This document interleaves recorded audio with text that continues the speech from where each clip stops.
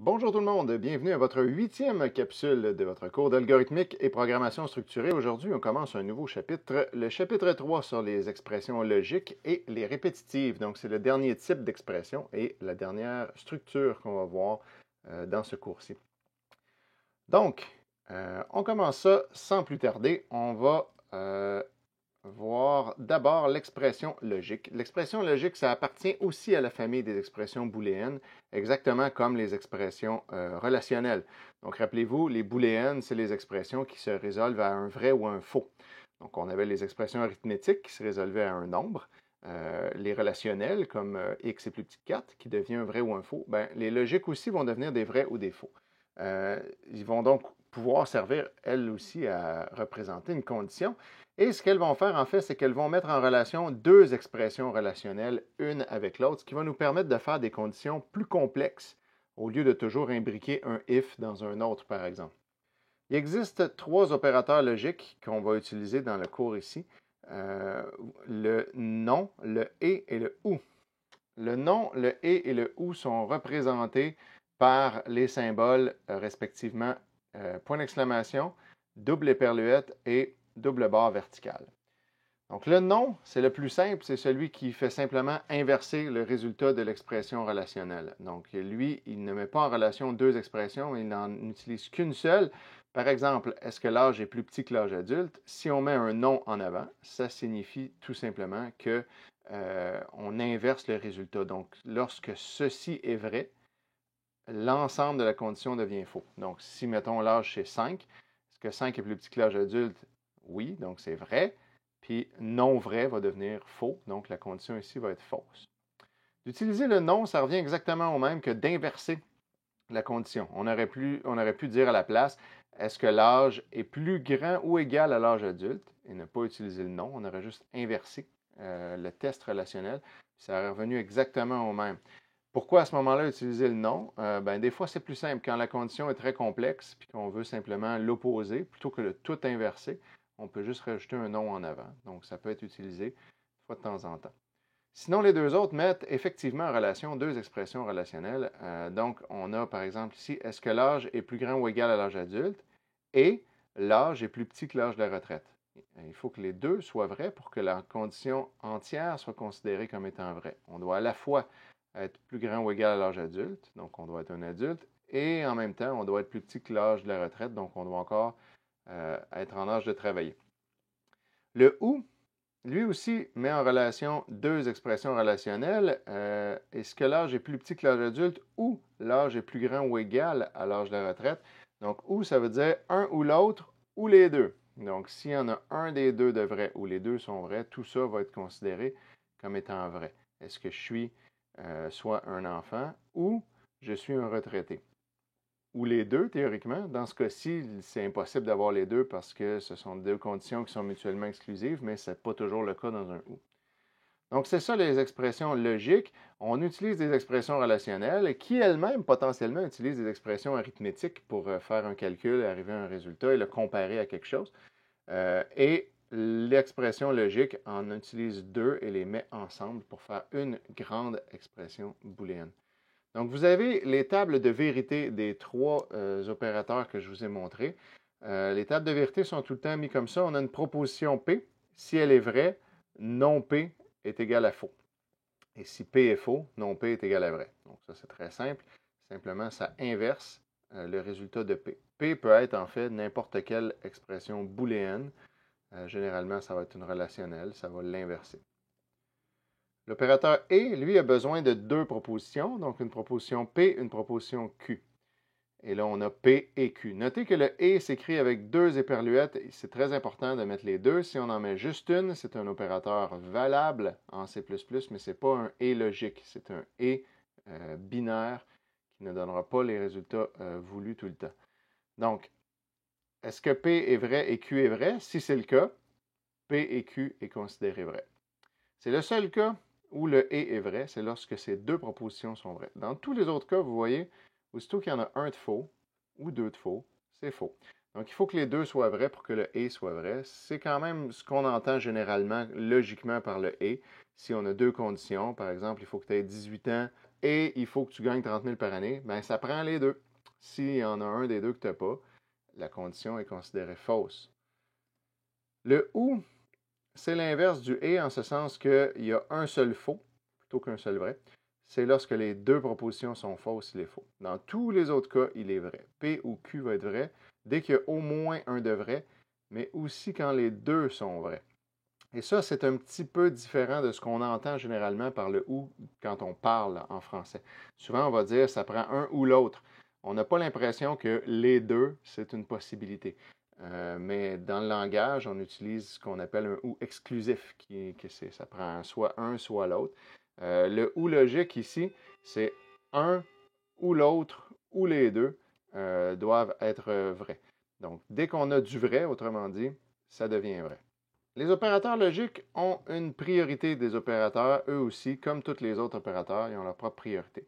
Le non est le plus prioritaire, ensuite c'est le et ensuite c'est le ou. Donc lorsqu'il y a une expression logique complexe qui est constituée d'une chaîne d'opérateurs, il faut les faire dans cet ordre-là. Les non d'abord, les et ensuite et les ou à la fin.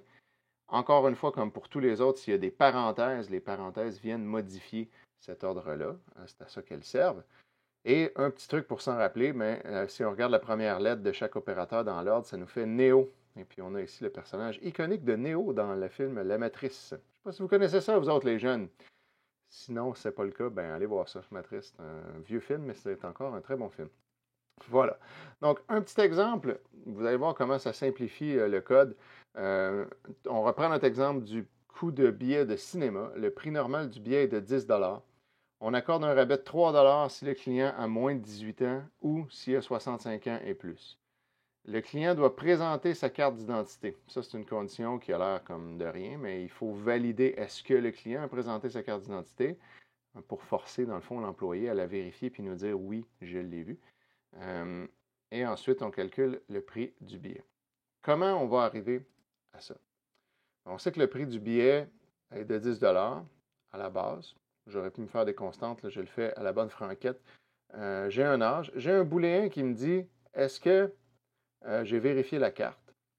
Et finalement, je demande l'âge. Je demande est-ce que tu as vérifié la carte? Vrai ou faux, oui ou non. Et là, je vais avoir une condition à placer ici.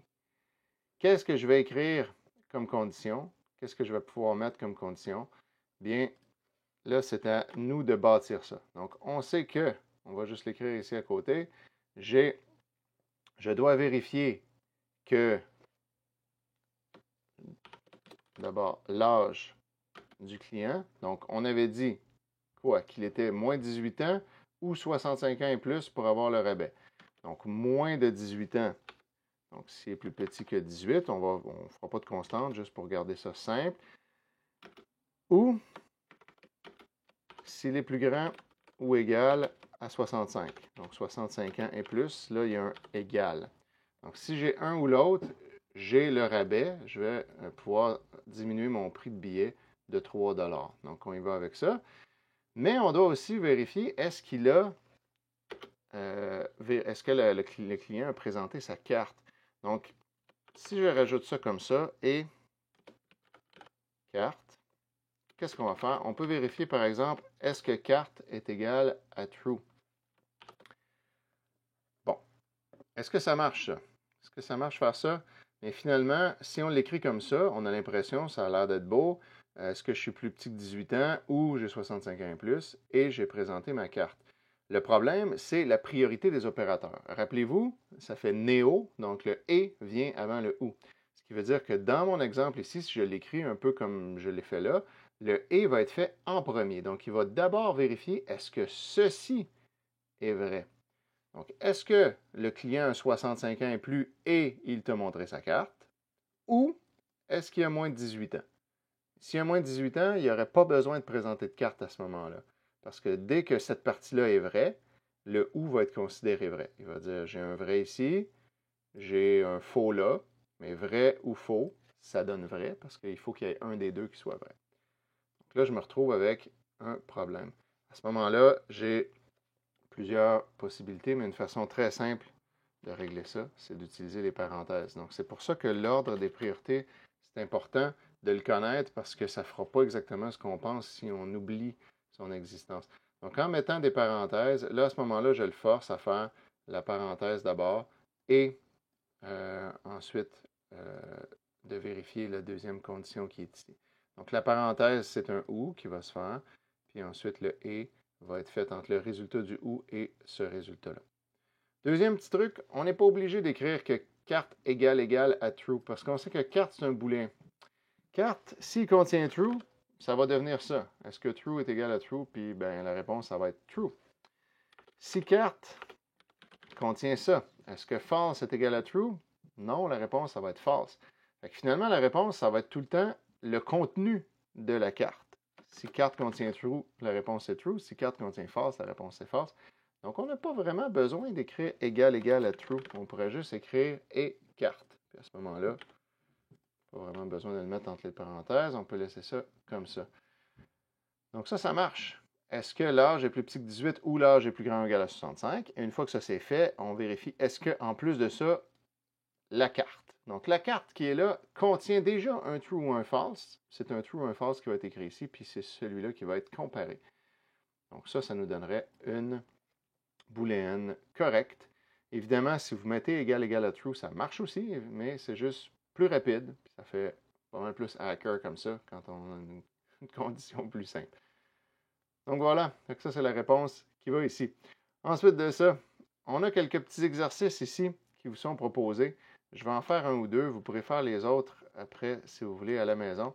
L'idée c'est qu'on veut, je les avais déjà préparés ici, on veut savoir le résultat de ça. Donc on a des conditions qui sont là, qui sont vraies ou fausses. Puis on veut les analyser. Comment on va faire ça? Mais tout simplement, on va remplacer les relationnels entre parenthèses ici par des vrais ou des faux. Donc ici, par exemple, est-ce que 12 est plus petit que 8? C'est vrai. Puis ensuite, on a et. Est-ce que 14 est plus petit que 12? C'est faux. Donc vrai et faux, le résultat final de ça, c'est faux. Parce que le et va être vrai seulement si les deux côtés sont vrais. Donc, c'est faux que 12 est plus petit que 8 et que 14 est plus petit que 12. C'est bien logique parce qu'il y en a un des deux de faux. Si on essaie ici à l'inverse, est-ce que 12 est plus grand que 8? Ça, c'est vrai. Et non, est-ce que 14 est plus petit que 12? 14 est plus petit que 12, c'est faux. Donc, on a un vrai et non faux. Le non va être fait d'abord parce que c'est lui qui est le plus prioritaire. Donc, le non faux va devenir un vrai. Après ça, le et va être exécuté, puis vrai et vrai, ça nous donne vrai. Donc, cette fois-ci, cette expression logique-là est vraie. Donc, vous voyez, c'est pas compliqué. On remplace les relationnels par un vrai ou un faux, qui est leur réponse. Et ensuite, on applique les opérateurs logiques dans l'ordre des priorités ou des parenthèses s'il y en a qui sont là. Donc, là, par exemple, ici, on en a une parenthèse. On a un nom, puis entre parenthèses, on a tout le reste. Donc, est-ce que 12 est plus grand que 8? C'est vrai. Et 14 est plus petit que 12? C'est faux. Donc là, ici, on a la parenthèse qui doit être faite en premier. Une parenthèse vient modifier l'ordre. Donc, on va dire le nom reste là. Et ce qu'il y a entre parenthèses, vrai et faux, c'est faux. Puis donc, non faux, ça donne vrai. Donc, cette expression-là est donc vraie. Finalement, je les ai presque toutes faites. Allons-y donc. On en a une ici qui a un ou et un et, donc c'est un peu l'exemple de tout à l'heure avec les priorités du billet. Est-ce que 3 est plus petit ou égal à 3? C'est vrai, puisqu'il est égal. Ou 12 est plus grand que 8, c'est faux. Et 14, 12 est plus grand que 8, c'est vrai. Un petit peu de distraction ici. Et 14 est plus petit que 12, c'est faux. Donc, qu'est-ce qu'on va faire rendu ici? Il faut respecter l'ordre des priorités. Donc, le « et » devra être fait en premier. C'est l'exemple qu'on avait tantôt. Donc, on va avoir vrai ou faux. Parce que vrai et faux, ça donne faux. Puis vrai ou faux, ça donne vrai. Voilà. Je vous laisse le dernier. Vous le ferez par vous-même si vous voulez. C'est pas plus compliqué que ça. Donc, c'est comme ça qu'on peut résoudre ces opérations-là. C'est important de savoir faire ça parce que si on a un bug dans une condition, et ça va arriver régulièrement, il faut être capable de relire sa condition puis d'être capable de trouver pourquoi ça ne donne pas ce qu'on pensait. Puis souvent, c'est à cause de quelque chose comme ça, une priorité qui est mal faite, un signe qu'on n'a pas mis à bonne place. Donc, il faut faire attention à ça. Deuxième exercice, un petit peu plus complexe, il faut réfléchir un peu. On a une table de vérité de P et de Q avec donc deux opérandes, vrai, vrai, vrai, faux, faux, vrai, faux, faux. Donc on a les 4 possibilités de résultats logiques avec P et Q qui sont numérotées de 1 à 4. Et ce qu'on demande, c'est d'identifier quand est-ce que cette phrase-là est vraie. Donc d'identifier dans quel cas la phrase qui est là est vraie. Donc, par exemple, ici, je reviens dans mon petit exemple là, qui est ici, voilà. Donc, P ou Q. Quand est-ce que P ou Q est vrai? Donc, ça, c'est simple. On le sait déjà, la table de vérité du ou, quand est-ce qu'il est vrai? Quand il y en a un des deux qui est vrai. Et dans quel cas y en a-t-il un des deux qui est vrai? Bien, dans les cas 1, 2 et 3. Dans le cas 4, il n'est pas vrai, parce que c'est faux et faux. Le P et Q, c'est facile aussi. Dans quel cas est-ce que le P et Q est vrai? C'est uniquement dans le cas 1. Le et n'est vrai que quand les deux opérandes sont vraies. Dans tous les autres cas, il y a du faux, fait qu'il n'est pas vrai. Maintenant, le C. Dans quel cas est-ce que ceci est-il vrai? Bien, c'est simple. On a un non qui est appliqué sur un et. Donc, quand est-ce que l'ensemble de tout ça va être vrai? C'est quand le et était faux. Quand mon et est faux, le non va le transformer en vrai. Donc, quand est-ce que mon et est faux? Ben, c'est dans les 3 cas où il y a du faux dans mes opérateurs. Donc, dès qu'il y en a un de faux, ou les deux, le et va être faux, puis le non va transformer ce faux-là en vrai. Donc, on rappelle, le but, c'est que cette phrase-là soit vraie. Si on va ici maintenant, évidemment, quand ça devient complexe, on pourrait résoudre ça en testant tout simplement les 4 possibilités. On mettrait vrai, vrai dedans, on regarderait ce que ça donne. Ensuite, on mettrait vrai, faux, faux, vrai, faux, faux, puis on extrairait lesquels nous donnent un résultat de vrai. Mais il y a moyen de gagner du temps en analysant la situation plutôt. Ce qu'on veut ici, on sait qu'on a un nom là. Fait que dans le fond, pour que le nom donne vrai, il faut que la parenthèse globale qui est là nous donne faux. Quand est-ce que cette parenthèse-là va nous donner faux? Bien, on regarde comment elle est faite. Elle est constituée d'un ou qui est fait entre parenthèses et de q qui est là. Dans quel cas ceci va être faux? Bien, ça va être faux dès que ça c'est faux ou que ça c'est faux. Rappelez-vous que dès qu'il y a du faux d'un part et d'autre du et, le et va nous donner faux. Puis s'il nous donne faux, le non va le retransformer en vrai. Tout le monde suit? C'est un peu compliqué, mais c'est ça. Quand est-ce que ça c'est faux? Bon, ben, le Q est faux dans les cas 2 et 4. Donc on sait que déjà, dans les cas 2 et 4, pardon, c'est sûr que la parenthèse est fausse parce que peu importe ce qui se passe là, ça c'est faux. Fait que le et va dire il y a du faux, je donne faux. Puis le non va retransformer ça en vrai, puis notre phrase va être vraie. Et ensuite, l'autre possibilité, c'est lorsque ceci est faux. Lorsque cette petite parenthèse-là est fausse, le et va dire peu importe le Q qui est là, ça c'est faux, je donne faux, puis là le nom va transformer ça en vrai. Quand est-ce que P ou Q est faux? Ben, c'est dans le cas numéro 4. La seule façon que P ou Q soit fausse, c'est quand les deux sont faux. Puis le 4, ben, on l'avait déjà identifié, donc ça reste de même. Notre réponse, c'est 2 et 4. La dernière opération ici, c'est la plus compliquée. On a des et, des ou, des négations, des parenthèses, tout mélangé ensemble. On veut que cette phrase-là soit vraie. Évidemment, encore une fois, on pourrait tester les 4 cas puis identifier lesquels donnent vrai, mais c'est un peu long. On peut se sauver du temps en analysant un peu la situation. Qu'est-ce qu'on a ici? On sait que dans l'ordre des priorités, la dernière chose qui va se faire, c'est le ou. Donc, peu importe là, tout ça, comment ça se résout, à la fin, on va se retrouver à avoir P ou le résultat de cette grande affaire-là. Quand est-ce que P ou quelque chose va être vrai? Bien, on sait déjà que lorsque P est vrai, peu importe tout ça, là, cette phrase-là va être considérée vraie automatiquement. Quand est-ce que P est vrai? Bien, dans les cas 1 et 2. Dans les cas 1 et 2, on sait que c'est vrai. Si P est vrai, tout ça, on s'en fout, ça va être vrai automatiquement.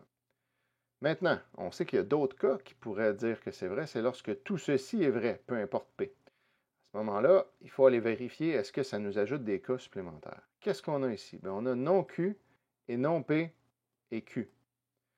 Donc, il faut que toutes ces affaires-là soient vraies pour que les et soient vrais. Parce que les deux premiers ici, si les deux sont vrais, ça va nous donner un vrai. Et ensuite, il faudra que Q soit vrai aussi pour pouvoir être testé. Sauf que ce qu'on remarque, pour que le premier et soit vrai, il faut que les deux côtés soient vrais. Puis les deux côtés, c'est des non. Ça veut dire qu'il faut que Q et P soient faux. Il faut que les deux soient faux. Ils sont inversés, ils deviennent des vrais, et le et donne vrai. Mais après ça, si les deux sont faux, ben on sait que Q était donc faux. C'est impossible que ce côté-là soit vrai. C'est logique que ça soit impossible parce qu'on a une contradiction. On demande que à la fois non Q soit vrai et que Q soit vrai. Donc, on veut qu'une chose et son contraire soient vrais. C'est impossible, ça n'arrivera jamais. Donc, ce côté-là va toujours être faux. Donc, il ne nous ajoutera jamais de nouvelles solutions vraies. Fait que notre réponse reste à 1 et 2. Donc, vous voyez, c'est une façon de le faire. C'est un exercice qui est intéressant à faire parce que ça amène une certaine réflexion logique, puis ça nous aide à analyser une situation compliquée pour trouver une solution relativement simple. Donc, vous avez les réponses après. Donc, on peut vérifier si j'avais raison. Et fort heureusement, j'avais raison. Phew, j'ai pas l'air trop fou. Vous en avez d'autres à faire en exercice en écoutant cette capsule-là. Donc, ça va vous donner une petite pratique. Les erreurs de logique, 2 erreurs de logique vous allez rencontrer régulièrement, sans faire exprès, vous allez en créer, la tautologie et la contradiction. La tautologie, c'est une expression logique qui est toujours vraie. Pourquoi c'est une erreur de logique si elle est toujours vraie? Il ne faut pas considérer qu'une erreur, c'est lorsque quelque chose est faux. Une erreur de logique, c'est une expression logique qui ne nous sert à rien.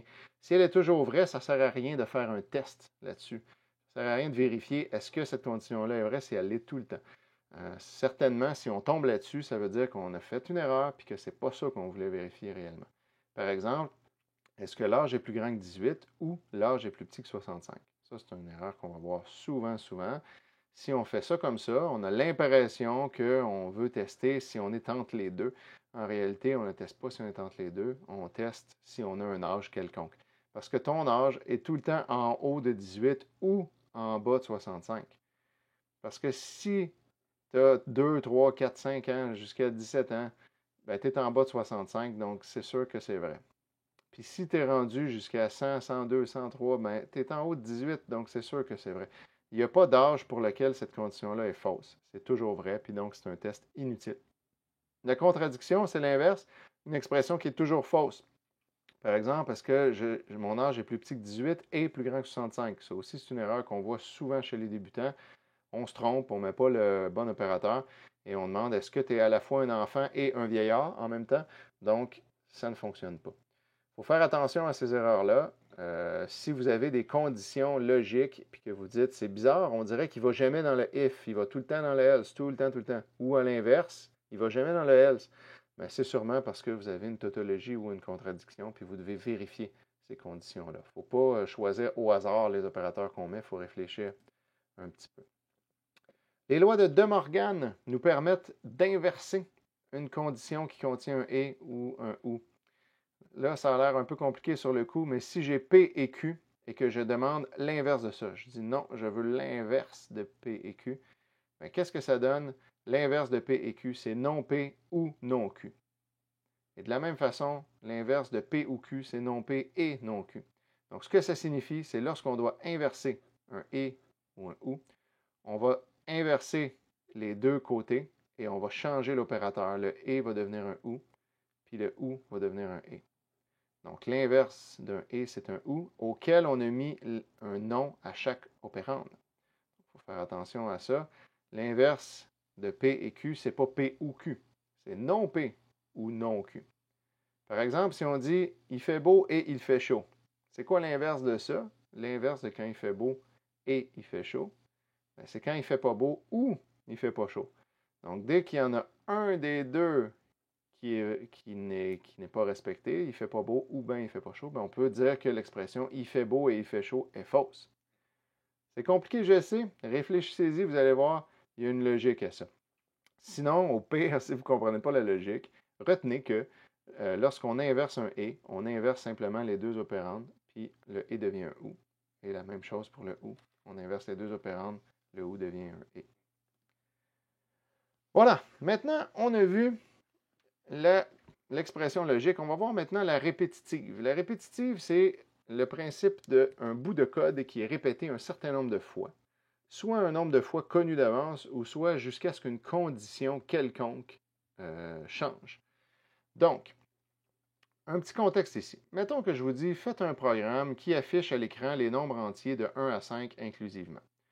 Bien, la première affaire qu'on peut faire, qui va être notre premier réflexe, ça va être de dire, voilà, je fais mon programme et j'affiche les nombres de 1 à 5. Je suis content, l'exercice était facile, j'ai réussi. Évidemment, ça fonctionne. Mais si, mettons, je vous dis, ouais, finalement, maintenant, j'aimerais que vous affichiez les nombres de 1 à 50, ou de 1 à 500, ou de 1 à 5000, est-ce qu'on va mettre 5000 si out un en dessous de l'autre? Évidemment, non. Ça ne serait pas une très bonne solution. Ça fonctionnerait, mais ça ne serait pas une solution très élégante. Ce qu'on va se retrouver à faire si on fait ça, c'est que, mettons, je dis, OK, je vais me rendre plus loin, je vais me rendre ici jusqu'à 10, jusqu'à 15, jusqu'à 20. Puis là, après ça, ben là, on se trouve à aller modifier nos CA. J'ai fait du copier-coller, puis là, j'ai modifié comme ça. 11, 12, 13, 14, 15. Puis là, ben, si je fais ça, j'ai des chances d'introduire des erreurs. Puis s'il y en a beaucoup, ça devient du code qui défile, qui défile, qui défile. Tout ça pour nous montrer juste une série de nombres. Donc, évidemment, ce n'est pas la meilleure idée. Une autre idée qu'on pourrait avoir, c'est de se dire, OK, ben, à la place, ce que je vais faire pour simplifier mon copier-coller, c'est que je vais partir d'une variable que je vais appeler un compteur. Je vais la mettre égale à 1, je vais l'afficher. Je vais l'augmenter en disant, je prends mon compteur, j'y ajoute 1 et je le remets dans mon compteur. Donc, j'écrase l'ancienne valeur par une nouvelle valeur qui est 1 de plus, puis je l'affiche. Et ainsi de suite. Donc ça, c'est pas fou comme idée. Ça nous permet, en faisant du copier-coller, de ne pas être obligé de venir changer tous les chiffres comme je faisais tantôt. Donc, comment on fait ça? On se dit, par exemple, bon, ben, je vais partir à 1. Je pars à 1. Au lieu d'afficher le nombre 1 ici comme ça, je vais afficher la valeur du compteur, qui est 1. Et après ça, je vais dire, j'incrémente mon compteur. Ça, je peux enlever ça. Donc ça va m'afficher 1. Puis là, mon compteur va devenir 2. Fait qu'après ça, je vais dire, OK, ben, affiche-le, puis fais-le devenir 3. Affiche-le, puis fais-le devenir 4. Puis affiche-le, fais-le devenir 5, puis affiche-le, fais-le devenir 6. Puis là, on peut continuer comme ça autant qu'on veut. C'est une solution qui implique encore du copier-coller puis qui va nous faire encore un mur de code si on veut se rendre jusqu'à 5000, mais ça a l'avantage que là, maintenant, on n'a plus, après notre copier-coller, à aller modifier des petites valeurs ici, puis on n'a pas de risque de se tromper en les modifiant. C'est déjà une coche plus efficace, mais ça reste laid comme solution, une série de copier-coller comme ça. De façon générale, si vous êtes en train de copier-coller des bouts de code, vous devriez penser, il y a quelque chose que je ne fais pas comme il faut. Il y a moyen de s'arranger pour que ça soit plus efficace sans être obligé de tout le temps faire du copier-coller. On va en voir d'autres plus tard. Aujourd'hui, on va en voir un. La vraie bonne solution, c'est la répétitive. La répétitive, c'est le principe tout simple de dire, regardez ce qui se passe ici. J'ai un bout de code qui est répété. Le bout de code qui est répété, c'est ces deux lignes-là ici. Elles sont répétées une deuxième, troisième, quatrième, cinquième fois.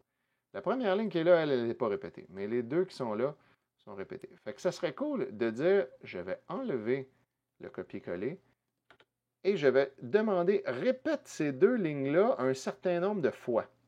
Et c'est exactement ça que la répétitive nous permet de faire. Elle nous permet de dire, répète ceci un certain nombre de fois. Et on va faire ça en utilisant le mot-clé while. While, ça veut dire tant que. Tant que, ça va venir avec une condition et ça va être suivi d'un bloc de code entre accolades, un peu comme un if. On va lui dire, tant que cette condition-là est vraie, tu vas exécuter ce bout de code-là. Ce qu'il va falloir faire, c'est mettre une condition intelligente ici pour qu'éventuellement, il sorte de la boucle. Donc, on va lui dire, tant que c'est vrai. Fait que lui, ce qu'il va faire, il va évaluer la condition ici. Si elle est vraie, il va exécuter le code. Et quand il va avoir terminé, il va revenir en haut, à la première ligne. Il va retester la condition. Si elle est encore vraie, on fait un autre tour. On exécute le code, on revient. Est-ce que la condition est vraie? Oui. On fait un autre tour. On exécute tout le code, on revient. Est-ce que la condition est vraie? Non. Ben, si elle n'est pas vraie, on saute par-dessus le while et on continue après. Dans ce cas-ci, on termine. Donc, vous voyez que ça va nous permettre très facilement de dire, OK, répète ces lignes-là, au lieu de les copier-coller 5 fois, ben, fais-le 5 fois. Il faut juste trouver une condition qui va nous permettre de sortir éventuellement. La condition, ça va être quoi? Ben, c'est lorsque, quand est-ce qu'on va sortir? C'est lorsque notre compteur va être trop gros. Donc, on va tourner dans la boucle tant que notre compteur n'a pas atteint le maximum. Donc, on va lui dire ici, OK, je vais me faire, pour faire ça bien, je vais me faire une constante maximum qui va être égale à 5. Parce que je veux compter les nombres de 1 à 5. Et on va dire, tant que le compteur est plus petit ou égal au maximum, ben, tu l'affiches et tu l'augmentes. Qu'est-ce qui va se passer ici? Le compteur part à 1. Mon maximum est une constante définie à 5. Et là, il va dire, est-ce que mon compteur est plus petit que le maximum? Est-ce que 1 est plus petit ou égal à 5? Ben oui. Donc, on entre, on affiche le compteur, ça écrit 1. Et on augmente le compteur. 1 plus 1, c'est 2. On met 2 dans le compteur. Et là, on revient évaluer la condition. Est-ce que 2 est plus petit ou égal à 5? Oui. Donc, on affiche le 2, on l'augmente à 3. Est-ce que 3 est plus petit ou égal à 5? Oui. On affiche le 3, on l'augmente à 4. Est-ce que 4 est plus petit ou égal à 5? Oui. On affiche le 4, on l'augmente à 5. Est-ce que 5 est plus petit ou égal à 5? Oui encore, à cause du égal. Donc, on affiche 5, le compteur est rendu à 6. Est-ce que 6 est plus petit ou égal à 5? Non. Là, c'est faux. Donc, lorsque c'est faux, on saute par-dessus le bloc de code, puis on va continuer l'exécution après. Et donc, on termine. Si on regarde ce que ça donne ici, je vais compiler le tout et vous allez pouvoir voir le résultat. Tel que prévu, résultat très simple, ça nous affiche 1, 2, 3, 4, 5. Pas plus compliqué que ça.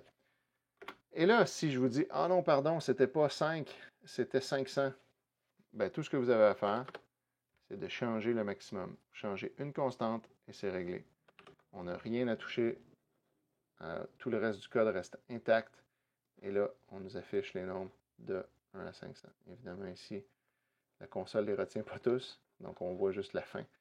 Mais ils sont passés là, de 1 à 500.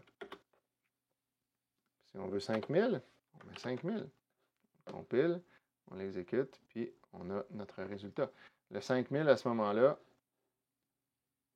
on a eu le temps de le voir passer, ça prend un petit moment. C'est facile. Si on veut partir plus haut, si au lieu d'aller de, pardon, de 1 à 5, on va aller de 5 à 10, bien, parfait. Pas aller à 5, ton maximum c'est 10. Donc, dès qu'on modifie ces variables-là, le compteur commence à 5, il se rend jusqu'à 10, et dès que la condition, ce qui est plus petit ou égal au max, devient fausse, il va sortir. Donc, il va se rendre jusqu'au max, et après, il va sortir au max inclusivement. Donc, c'est tout simplement comme ça, une boucle. Et vous avez ici les différentes composantes de la répétitive, communément appelée une boucle.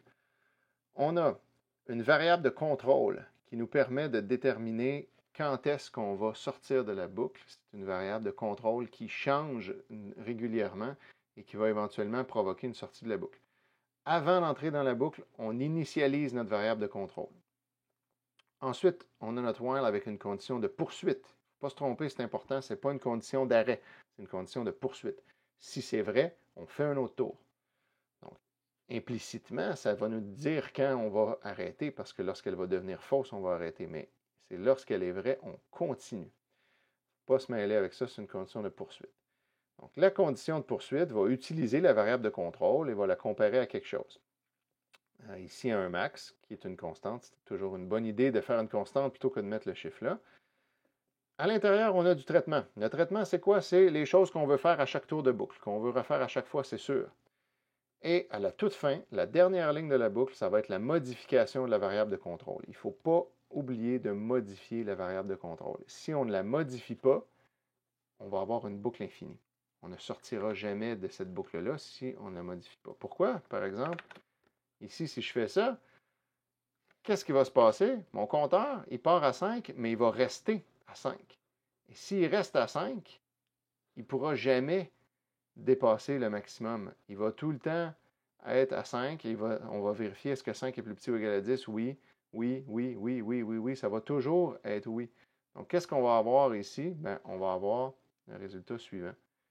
qu'on appelle une boucle infinie. Il nous écrit des 5 à l'infini. Et ça ne se terminera jamais. Donc, c'est très important de ne pas oublier de modifier la variable de contrôle pour qu'éventuellement on puisse sortir. Il faut la modifier au bon endroit. Si je la modifie en premier au lieu de la modifier en deuxième, qu'est-ce qui va se passer à ce moment-là? On a l'impression que ça ne change pas grand-chose. Ça change quelque chose. L'ordre est important parce que si je la modifie en premier, vous voyez, au lieu d'aller de 5 à 10, je vais de 6 à 11 soudainement. Parce que la première chose que je fais quand je suis à 5, c'est que je l'augmente à 6 et après je l'affiche. Fait que j'affiche 6. Je n'ai jamais affiché le 5. Quand je vais arriver à 10, 10 c'est mon dernier tour de boucle parce qu'il est plus petit ou égal à 10. Je vais le faire passer à 11 puis je vais afficher 11. Puis après ça, je vais sortir. Donc, ça change les choses. Donc, ce que je vous recommande fortement de toujours faire, c'est d'initialiser notre variable de contrôle au plus petit chiffre qu'on veut, d'avoir un maximum qui va être inclus à cause du plus petit ou égal et de modifier la variable de contrôle à la fin. Si vous faites toujours ça comme ça, c'est vrai qu'il y a d'autres façons. Là. Il y a d'autres façons d'arriver au même résultat, mais cette façon-là est claire parce qu'on voit le minimum, on voit le maximum, sont inclus les deux, c'est clair. C'est facile. On n'a pas à partir de 1 avant ou s'arrêter 1 plus tard ou changer ici, mettre un égal, pas mettre de égal, on n'est plus sûr. Faites-le toujours de la même façon. Donc, on part du chiffre qu'on veut. Le maximum, c'est le dernier chiffre qu'on veut. On a un plus petit ou égal et notre variable de contrôle change à la fin. Tout simplement. Donc, très important. On initialise toujours la variable de contrôle. On vérifie bien la condition de poursuite. Est-ce que la condition est bonne? Le traitement ne devrait pas modifier la variable de contrôle. Elle devrait être modifiée uniquement à la fin, après le traitement. On fait attention aux boucles infinies. Évidemment, il y a une petite note importante. Les opérations de cette forme de répétitive-là ne seront pas exécutées si la condition est fausse au départ. Qu'est-ce qui arrive si je veux compter de 15 à 10? Ça ne fait pas beaucoup de sens. Quand je vais arriver ici, il va dire, est-ce que 15 est plus petit ou égal à 10? Non, c'est faux. Donc, je ne dois pas faire un tour, je vais sauter par-dessus. Et ceci ne nous affichera rien. Il ne fera jamais un tour de boucle. Il va juste rien faire du tout. Donc, si la condition est fausse dès le départ, on n'entre pas dans la boucle du tout. On l'ignore complètement. Donc, voilà. Ce sont les répétitives. Vous avez vu les premières. On va en voir des plus complexes et on va voir d'autres façons de les faire au cours du chapitre. Pour l'instant, ce que je vous demande de faire, même si vous connaissez déjà la suite et que vous êtes déjà familier, les exercices doivent être faits avec cette forme-là de répétitive tant qu'on ne vous a pas enseigné autre chose. Donc, même si vous connaissez d'autres façons de les faire, il y a toujours moyen de la faire avec cette forme-là, puis l'exercice mental est bon de transformer une boucle d'une forme à une autre. Donc, utilisez toujours cette forme-là pour les exercices.